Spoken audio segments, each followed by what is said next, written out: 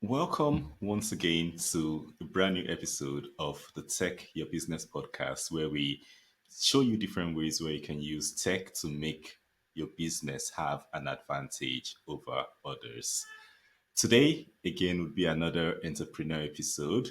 We'll be telling the story of a business who is using tech to do different things. And I love having these episodes because to me, they inspire more people. There are a lot of people who are afraid of technology, a lot of people who feel using tech is doing something big or implementing something big. And end of the day, sometimes it's just the little things that make the big difference. Today's guest will be Nancy Dillingham Marks. Nancy is an artist. She's a studio owner. She's also a teacher. She's a lot, actually. She's had a long career, and she's going to tell us all about it on this episode. So, welcome to the show, Nancy. Peter, thank you so much. I am so excited to be here. Thank you so much. So, I was just going through your career, and I was like, okay, I might take the whole episode doing that. So, can you tell us about it in your own words, how you got here? Well, I started off as a clerk typist back in 1979. I came to California to find my place. I didn't find any place in Massachusetts in the area we were in, which I loved. It was beautiful in Amherst, Massachusetts, but there wasn't a lot for me to do with kind of my skill sets. So I came to California, did my first interview, was hired on the spot, and I knew I was meant to be here. From there, I went to various jobs in different roles. And one of the things I did in college was I actually learned how to do programming. I did Fortran and Pascal. I didn't care for them. I learned on punch cards just to give you an idea of how old I am. And then I went into the IT department at Sony Pictures Entertainment. And I did secretarial, office manager, and ultimately worked my way up to director of administration. So I really understood and had a very good, what I would call my secret powers or superpowers, I guess they're not a secret, of being able to organize things, see things from different directions. So I was able to help make the information that the various groups within the IT department needed to help each other. And I had it documented so people could find it and be able to reference it without requiring my assistance. So that was kind of the beginning of my really utilizing tech to help my business and the business that I worked in. And so I went from there. I went to Toshiba. I went to IBM. I did a whole bunch of jobs, all related to technology, and ultimately ended up at my husband's company. He was a network reseller of infrastructure. So everything that's in the walls that connects to all the computers and security so that you can do your job. And I was the chief operating officer there. So I really learned how to run a small business and deal with all of the different things that the government needs. And it was really very, very rewarding. And every job added some value to the next job. Even if it wasn't technology initially, everything kept building on each other. It was like a roadmap I was on, I didn't even realize. And then here I am. I am now my own business owner.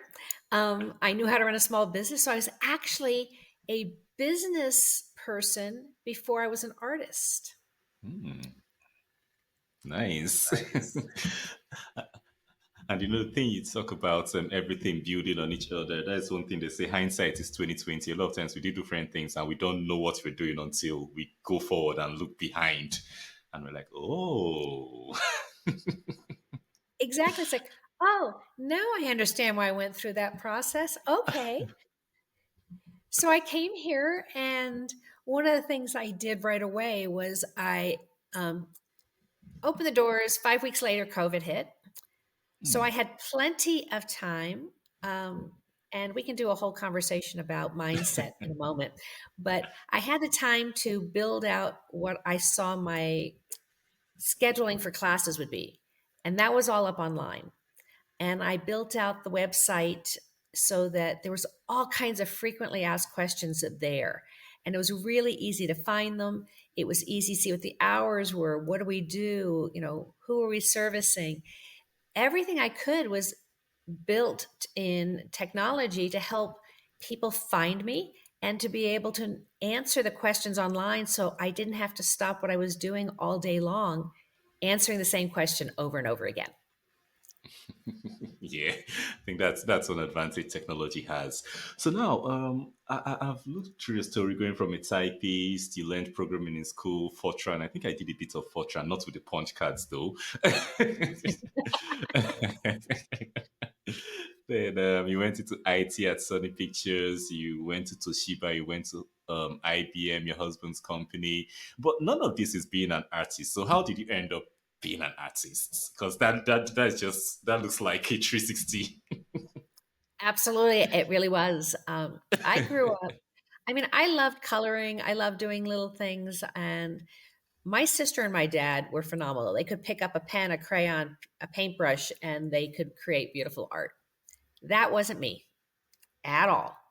And so I tried woodworking, I tried ceramics, I tried sewing, cooking, weaving, uh, crocheting, knitting, and none of them caught my attention. I tried music, I tried singing, all these different mediums of being what I would say creative or an artist, and none of them triggered.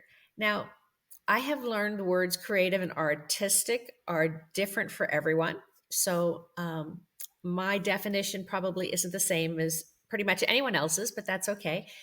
But I convinced myself I was not creative and that I was not an artist. And I have gone through so much of my career believing that. Now, my organizational skills was very creative in a good way. And so it's kind of a funny thing when somebody starts to point these things out for you. But until I found those people who were willing to point it out, I kept telling myself the wrong thing. So I ultimately had my parents relocate from Massachusetts and go into an assisted living facility here in California. And they had a class that was on site of someone teaching fused glass. And I had never heard of that. I'd heard of blown glass and I'd heard of stained glass, but not fused glass. And my mom was so excited. And I thought, you know what? I'm going to take a class so I know what she's doing. And it's something maybe we could do together. More things to do together is always a great thing. Yeah. And honestly, I said to myself, and I'm embarrassed to say it, Mom doesn't care if I'm good at it or not. So if I'm not very creative or not an artist, it doesn't matter. Mom won't care. And that's what kicked me in the butt to say, go take the class and justifying it to myself. So I did go. And from learning what to do and playing with the glass, I was still really like, what? Because it's all done at room temperature. There's no heat involved with fused glass Oh. until after you're completed. And then it goes into a kiln, similar to a ceramics kiln. And it heats up between usually 14 or 1500 degrees. And that softens the glass, it smooths out the rough edges, and it helps repair little flaws. So I got my pieces back about a week later, and I looked at them and I was in awe. That was something I created. I did that. And I took a picture of it when I was done making it and then looked at that picture and then looked at the real thing with a picture next to it and was like, yep, that really is my piece. I didn't think it was because I thought maybe they switched pieces because it was so pretty. And I really Yeah. liked it. It couldn't have been mine. That's how bad that mindset of mine and that self talk went into its own little Nancy isms, but they were mine. And there was a new studio that opened up closer to home. And I walked in there, and the energy was very different. All still good, but even stronger.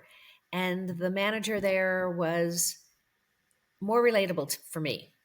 And I just got involved. And it's like, you know how you sometimes you see people will stretch out and all of a sudden there's all these lights and everything that are coming out of them and flowing. That was me. Wow. I I just burst open with all of this creativity that had been bundled up for so long, and I loved it. I just loved it. So my fun story here gets to about a year later, the person who owned this location that I loved so much decided to close it. Wow. I don't know why, didn't ask, it's none of my business. And I looked at my husband, I said, "What am I going to do? I cannot not be doing glass." And his first response was, "You can't have the garage." Hmm. So I hemmed and hawed and was the little kid with my heels in the ground who said, "But I have to have something." And he says, "Well, you know how to run a small business. You were running mine for 18 years. Why don't you open your own?" Ooh, ding, ding, ding, ding, ding, ding, ding. So here's the Nancy go for it attitude. I had been doing fused glass for about a year, year and a quarter at that point. I was doing a lot of it, don't get me wrong. And I opened a glass art studio. I was a business person first, and I knew how to run a business. And I had already made enough friends who I spoke with, and they said they would come help me and teach the more advanced classes, help me get things going, being an Wow. assistant instructor if I needed it. And I knew everything was lining up just right. I was going to go for it. And I did. I think that story just shows the importance of, first of all, having someone believe in you, because when you have someone believe in you, you tend to believe more in yourself. And that also, it shows the thing about trying new things, because like I'm a nerd. I call myself a nerd. But there was a point in my life where I said, let me start trying new things. That's about 3 years ago. Part of the new things is talking to you here, podcasting. I typically don't want to talk to anybody. I just want to be on my computer and be quiet. A second thing I That's a tried true art. nerd. That's one of the true nerd things. Okay, yes, you verified. Second thing I tried was art. That was 3 years ago. So everything behind me, this, and that, I painted myself. They're all amateur, but I'm actually proud of them because I said they're going to be behind me every episode. So this was like 2021, 2022. So I think trying new things is actually, you never know what you're going to discover. Like when I say podcasting, it was difficult. It was it used to give me blood pressure and everything, but these days I enjoy it. I think this should be like, I have over 100 episodes. I'm going for as many as possible. Good. So it's I think it makes a very big difference trying new things. So that's great. And I think the part where I talked about being a business person before being an artist, it's actually been, and I think where you talked about getting people to lead the more advanced classes and all that, it shows that you had that advantage. You didn't go into it like the artist and then forget about those other parts. You didn't go into it alone and try to do everything yourself. So I think that's a really great part. So now let's talk about the topic of the podcast. How do you tech your business? I tech my business with as many things that I can that I can actually understand what the software is doing. So I have my scheduling is all done online, and then you can come in for the classes.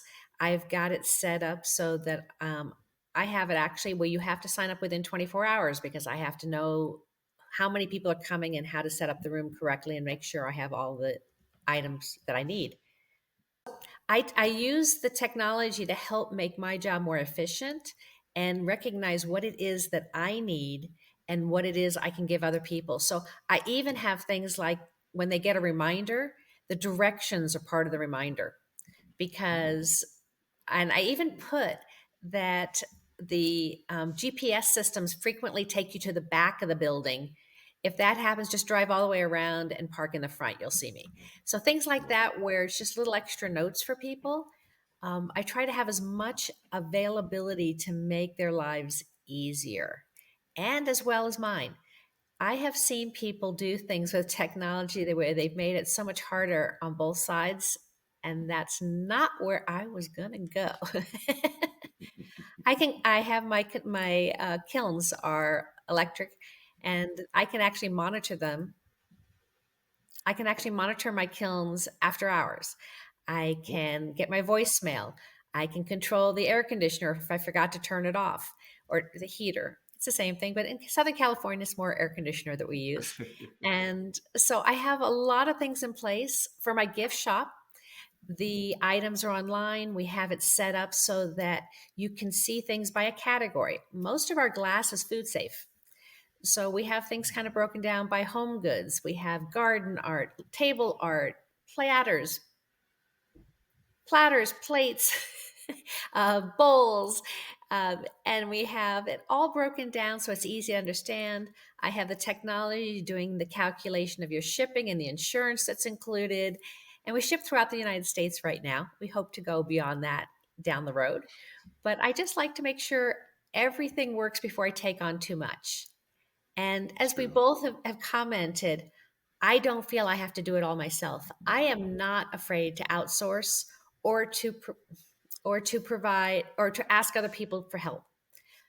So taking it all on your own is very difficult. And I will tell you that I did try a couple of other businesses that I enjoyed, but I didn't enjoy it beyond a hobby. And I think that recognizing what you love to do for a hobby and taking it to a business is a great thing, but you have to recognize you need both sides of it. You need the business side as well as the what you enjoy the most part of it. Otherwise, Yeah. it's a very difficult thing to run a business if you can't manage that side of it. So maybe you outsource that side of it if that's really what you don't like. But doing what you don't like is not the way to enjoy your life. I think I tell people that so that our time on the planet is just too short to do what you don't enjoy. Exactly. It's so true. So you mentioned having an online gift shop. So what platform do you use and what difference has it made for your business? This is a great conversation. I started off with Squarespace, and it was very easy to program for myself and to work with. But I learned some things over time, like there wasn't, at least at the time when I started, or till recently, there wasn't an ability to add insurance on the purchase. Oh, I have glass, I have to be able to add insurance. I had engaged with a company that does carry insurance, but that part doesn't connect with Squarespace. So I have moved over to WordPress and WooCommerce, and there's a lot of AI integration and everything. It's harder for me, so I have outsourced this. I have not been able to mentally get my hands wrapped around WordPress well enough, but that's okay. That's why I can communicate my desire of what I'm expecting and to allow someone else to do it. But I think anything with tech or any really type of business interactions, you need to be able to clearly communicate to someone what your expectations are. So when I was in corporate, I had people who worked for me, and I would always talk to them about the desire of the information I need as an end result. And they would look at me and say, "Well, how do I get there?" And I said, "Well, I'm happy to show you how I do it, how I get to that endpoint. But how you do it, you might vary it a little bit. And I don't mind as long as the end result's the same." And when you're working with numbers, it's pretty easy to get to that same point a couple of different ways. Um, but it worked out really well because people felt like I trusted them and that was important. And it's true, I did. But I was able to still articulate what I needed and the amount of information I needed. So sometimes we would find out, sometimes when I was working with in the business, a different department would have to give us information and we would have to use some of that and then we would pass it to someone else. And there was a frustration I could see in my one of my employees. So I sat down with him and I just said, "Hey, what's going on?" And he was very frustrated with department A because he wasn't getting what he needed. And he felt like the people in department C were frustrated with him, but they couldn't understand why. And I said, "Well, let's find out." And he goes, "What do you mean?" I said, let's ask him. And he looked at me like I was crazy. So we sat down. I talked to the department managers before I did this. And I said, okay, we all need the same information in different ways and different pieces of the information that's flowing. It would Yeah. help us if we understood what you do with the information before you send it to us and what you do with it after we send it to you, so that we can make sure all of us are getting what we need as quickly as possible, or at least know how it's being used. And one little group meeting changed three people's attitude about everything that was going on dramatically. So, three very frustrated people for different reasons, but somewhat the same reasons, all Yeah. got cleared up because we just talked. We didn't assume that somebody was mad at us or that somebody was doing anything on purpose. Mindset. Oh my gosh, what that has changed in my life over the years is unbelievable. And I think that that is something else. Whether you're an artist, you can tell yourself whatever you want, but believe in yourself is a good thing. But whether you think somebody who walks in doesn't like your piece, well, not everybody likes everything. There are so many cars out there, and they all get you from spot A to spot B, but we all have different desires of what that car is going to do, how it's going to do it, and how it's going to feel, what it's going to look like, how does it make me feel. All of those things are important. But that doesn't mean that your piece of art is going to do the same thing for everybody. There's going to be somebody who prefers a different one over yours. And that doesn't mean yours is bad. It just didn't relate to that person the same. And what I love about my art studio is that my gift shop is full of art from various artists that are associated with the studio. So currently we have 11 different artists, it might be 12 now, Oh, in the studio gift shop. And when somebody comes in, I feel like I'm a fly on the wall and I'm watching someone look around at the different art and admiring different pieces. And I'm going, oh, Tracy would be so excited to know they liked hers. Oh, Abby's going to be excited. Oh, look at that. Oh, they're looking at Carl's now. And it's just so much fun to see what attracts people and what catches their eye and what moves them. And if the artist happens to be in the studio when someone's looking at their piece, I make sure they meet each other.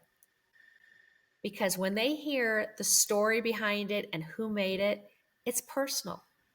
And when the yeah. artist sees and hears someone who is passionate about what they made, it's like energy is flowing so fast and so violently excitable in this studio at one time.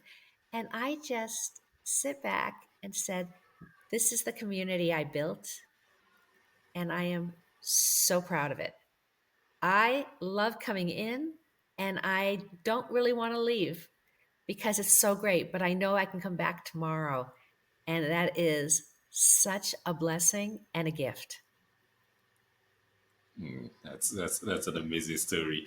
So so over the course of building this business, starting the business, what are some tech challenges? I know you talked about the issue with Squarespace and your insurance provider, but what are some other challenges you've encountered, and how did you overcome them? Well, I had technical glitches where I didn't do something quite right. Where I had somebody sign up for the newsletter and it didn't go into the newsletter software. Um, I currently use Square for my credit card processing, and it flows into QuickBooks, but not in the format I need it to. So it actually became very difficult, took more time for me to work with it than it did when I just processed them separately. Um, so there's a lot of little things. And as silly as it sounds, you really have to test what you're doing. You have to take the time to run tests. So recently, we had changed our front page of our website over now to the new WordPress. This has all been pretty recently that we're doing this conversion. Yeah. And there's a place to sign up for the newsletter. And again, it wasn't going where it needed to go. And it was coming to me in my email, which thank goodness, but it looked like fraud because there was all these extra characters and things. And I'm like, okay, I've gotten too many of them with many different names. Something's not right. So I just went to my website. I typed in and I put test from the newsletter sign up form on main page. And when it came to me in my email, I said, okay, that's what this one is. That's where this one's all coming from. But I needed to be redirected. So that made it really easy for me to know what I was getting, where it was coming from, and I needed to see where I could redirect it to go where I needed it to go. But there's also a Yes. place to just contact me. So I tested that one thinking maybe they'd been reversed. It happens. But I tested that one and did the same thing. I'm testing, and I'm testing from the main page, contact us link. And that one worked just fine. So it was frustrating to have something not working right and trying to figure it out. But at the same time, I took baby steps. Rather than approaching it from an anger, why is this not working? I said, okay, let's see where these things are going. They're going somewhere or they're coming from somewhere. Let me just find out. And then it's easier to fix it. When I get riled up, my thinking isn't quite as clear and as logical. So Yes. it's one of those things where I have to step back, take a breath, and remember department A, B, and C. At this point, I'm B or am I C? It's like, okay, what pieces of information does each area need, and how do I make sure that everybody's got what they need? So Very, that's the very, kind of stuff that's been happening, and it's a frustration, but it doesn't have to be a big frustration. We all are yeah. going to have frustrations in our lives. Things don't go the way we want them to, or not right away. And it's just stop, and rather than spending how much time complaining to how many different people about what's not working right, spend that same energy and a lot less by just directly checking it out. And it's amazing how much energy and time I got back when I stopped going around and complaining to people about what wasn't working correctly. They always say what you focus on would rule over you. So that's it. That's it. So, for marketing, for getting your name out there, for getting your brand out there, for getting the online shop items in the online shop to the end users, what technology do you use to market your classes and market your products? So I'm using again WordPress with Woohoo Commerce, which is seems to be a great platform. I mean, it can do so much more than I ever understood it to do, Yes. and so I'm very excited about that. And I'm very excited that I found somebody who can help me get all that done. And then for my classes, I'm using Equidity. I've been looking at Calendarly, which I use when I've started a podcast of my own, Artistic Exchange Podcast. I am not live yet, but that's where I'm booking those appointments, which is great. And so I'm trying different things now. Now that I've been using stuff, I think the biggest thing that I need to overcome is the, oh my God, I have to rebuild the whole thing. I have to put in all those classes again. But I want to look at what's the cost of this? What's the cost of doing it? How easy or hard is it for me to do it? How hard or easy is it for someone else on my team now to be able to do some of these things? And so, it's one of I have to look at a big picture. And something that I started with that still works, I don't think that's going to be my priority. I want to find things that aren't working as well. So to market the website, to do the marketing, I do work on Facebook and Instagram. I have a YouTube channel, allglassartscollective.com. And I've been trying a couple of different products. I did start with the product later. And I do like the fact that I can pre-schedule a whole. I can schedule a whole month if I had my act together enough to have that much social media ready in a month in advance. But there's a lot of different products that are out there, and I would say find what works best for you, because it's just like the car. There's going to be a lot of different products that can do stuff, but what works best for you? And I have been very careful about not buying a product or subscribing to a product that does 90% of things I don't need and only using 10% of it, because the price Yeah. tag is covering 100%. So I look at things like that. I did try using a product for my CRM, and I found the features were amazing. I couldn't believe the features. But I found when I called in to get support, I got a lot of different answers on how to do each thing. And unlike my thought process, not all of them came up with the same end result. So it was like, And then the price tag kept going up and up and up. And I said, you know what? Too many features. They're terrific, but they're not the right thing for me. So I kind of have to monitor things. And I do keep a list of all of the subscriptions that I have for software and what the value of it is. And what if I'm doing it on an annual basis, I put when I started it for each year, so that I know if I'm considering maybe changing something, I can prioritize by when, how many more months do I have until this subscription is over, Yeah. so that I'm utilizing everything and giving myself the right amount of time to be able to refresh to a different product if that's what I'm looking for. Because not everything is always broken, and you don't Yeah. always have to jump and make a change, but you can evaluate and see. And new products are coming out all the time. So sometimes I can be using two products, and now that is combined into one product by somebody else, and that'll save me maybe 40% of the cost I was paying, and that's pretty big. So I'm always looking for new things. I don't want to be stagnant. I don't want to think that my 2016 car is going to last forever. I need to know what else is out there. What are the features? What are the tech? And so I'm just trying to stay on top of things, not necessarily to have to change, but to understand what's out there and Amazing. what would benefit my business. Exactly. So now for um, a creative trying to turn their passion into a business. I know you were a business person before you became an artist, but for someone going the other way around, we all know it's actually very difficult because a lot of times, like we mentioned earlier, you get consumed doing the thing and forgetting about making it, like I call it an expensive hobby if it doesn't make enough money to sustain it and sustain you. So what kind of advice would you give to a creative looking to turn their passion into a business? I would say it's important to understand, just because you make it doesn't mean somebody's going to find you.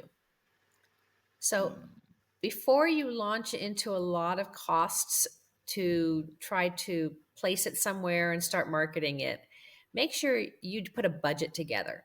Understand what it's going to cost, and then triple it, because you're not going to make money the first year, probably enough to cover all your costs to begin with. So, do you have the bank account to help you get there?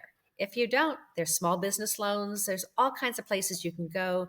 Check with your Chamber of Commerce. They usually have a program for small businesses that's absolutely worth doing something with. Um, you don't have to own your own studio, but keep in mind, if you're going to sell it through a service or giving it to another person to sell it, they're going to want a piece of it. Yeah.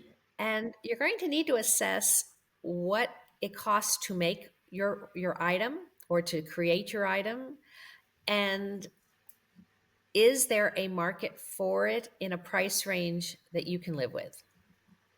So it's great that I can make a bowl that I could probably, if I had a name and it was established, I could maybe make, you know, $600 and make it for, and get $600 for what I make, because there's more of a market once you're established. But you're probably going to have to accept that you're not going to recover all of your costs initially. You need to find your audience, and sometimes you're paying a bit to find that audience. And that's okay. It's really okay because as you build yourself, the momentum will grow. And don't put yourself down. Don't do the self talk of, I'm worth so much more. But also don't overprice it. Don't, find out what other people are selling things for in your area. I live in Southern California. What you're going to pay for something in Michigan or in Louisiana is probably a different price than you're going to pay in the area that I live in. And so you have to really do some homework. You really have to take some time and really assess what you're doing. Because just opening up a store and deciding, I mean, there's a lot of costs involved to open up your own place, or even to just go on one of the online places like Etsy or Shopify, sorry. um, you still have to do marketing. Just because you put it there doesn't mean people are going to find you. I'm going to keep saying that, but you'll have your friends find you. But you got to build a momentum, and that's going to take marketing on your effort. And it's okay to outsource that, but you need to be able to help that person you outsource have the right information to do a good job for you. So if I gave you a bowl and said, "Can you sell this for me?" You would kind of look at me and go, um, I don't know. I don't know. Could I sell it for you? I don't know anything about the bowl. I don't know what the costs are. What's the story behind the bowl? Can I photograph the bowl well? Um, and so there's a lot of pieces. So it's not just you outsource and everything happens for you. And people think AI is going to do everything like that for you. It can't. It needs that same amount. It needs information. It needs it to be given to program it. Basically, you're still programming AI. AI is not 100, is not the wherewithal for everything. Yeah. It can definitely help. It can Yeah. definitely help if I give it the right commands. And believe me, I'm still learning what those are. It is sounds easy, but it takes time. Um, but if I give it the right commands, I can do pretty well. And then I take it and edit it into my words, into my pattern of humor and flow, and so it doesn't sound like it's someone else's voice. I want that to be my voice when I'm putting it out there, representing me. Yeah. I think that there's a lot of schools of thought with AI. Some people overestimate it, some people underestimate it, some people don't want to hear about it. So it's polarizing in that way. So now for listeners who have heard you so far, you've given us a lot of tips on taking your business. You've given us a lot of tips on managing business. You've given us a couple of tips on mindset. And I think that mindset is something that I realized in the last 4 or 5 years. That's actually one of the biggest parts of making anything work. So for anyone who has listened so far, has enjoyed this topic, wants to connect with you, probably wants to drop by the store or maybe get something from the studio, what's the best way or what are the best ways they can reach you? The best way, far beyond anything else, is coming straight to glassartscollective.com. And even though we're still building out the site and we will continue, it will always be a work in progress. My site will never be stagnant. My gift shop is part of my site. So I did not use a third party to do the marketing for my site, because if I'm going to market, I'd rather market for my whole site and not just the e-commerce. Yeah. The list of classes is actually built in, again, it's embedded into my website. So there's a place to find the classes. It's a place to find what's available for sale. I've got an art gallery of things that have been made over the years, that some of them were for sale, but most of them weren't. Most of them were just things that people wanted to keep. So you can see a whole variety. In the gift shop, you'll actually start to learn more about the different artists here. We're still working on that section, but the artists are listed by their names. And in each description, it has the name of someone. So if you're just going in and you're just scrolling and you're not even doing a category, you will find that you'll probably be drawn to one particular artist more than another. but you can take a note of who the artists are, and then you can go to a category of artists in residence and see those particular artists that you really like and just scroll through their stuff. So I've tried to use technology all over the place to help you, the customers, to have an easier time finding everything. Physically, we're just in the suburb of Thousand Oaks. It's Westlake Village, California. It's about halfway between LA and Santa Barbara. It's a beautiful area, so you can't go wrong visiting here. There's a lot of fun things to do in this area. But of course, one and number one thing to have to do is come to the studio and check us out. And the classes are usually 2 to 3 hours. They're teaching techniques to do with fused glass. And then the project is usually ready about a week later. If you're coming through town and you're coming on vacation, if you come towards the beginning of the week, there's a good chance whenever you're leaving, we can have that piece ready for you. I work with people. It's this is a business of fun for me. I enjoy it Yeah. so much. So I'm hoping people will stop by and check out my YouTube, check out the Instagram, the Facebook. I'm going to be starting my Artistic Exchange podcast soon. I've got all kinds of information on safety with glass and what's food safe, what isn't on the website already. I just have so much information for you already, and you don't even have to leave your chair. That's amazing. So the websites will be on the screen and in the show notes once this episode goes live.